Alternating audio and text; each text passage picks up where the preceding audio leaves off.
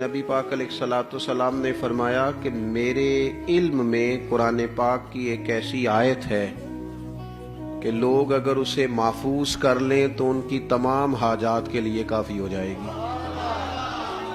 साहिब तफसीर मजहरी काजी सनाउल्लाह साहब पानीपती रहमतुल्लाह अलैह फरमाते हैं, खुद रसूल पाक अलैहिस्सलाम इस आयत को लगातार तिलावत करते थे। आयत क्या है, तर्जुमा देखिएगा। उलझा माहौल हो, पूरी घुटन हो, और मैं आपसे अर्ज करूं दुख कई दफा इकट्ठे ही आ जाते हैं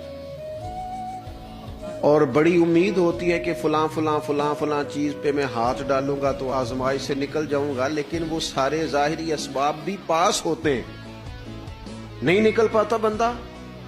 तो रब करीम ने इरशाद फरमाया इस आया मुकद्दसा में, फरमाया वमन यत्तकिल्लाह यजअल लहू मखरजा, फरमाया जो रब से डरेगा ना अल्लाह उसके लिए निजात का रास्ता बना देगा,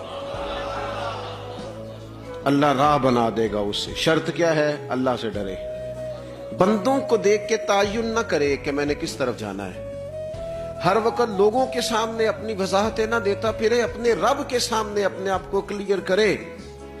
अल्लाह से अगर डरेगा अल्लाह उसके लिए रास्ता बनाएगा, हर मुश्किल से निकलने के लिए राह मिल जाएगा।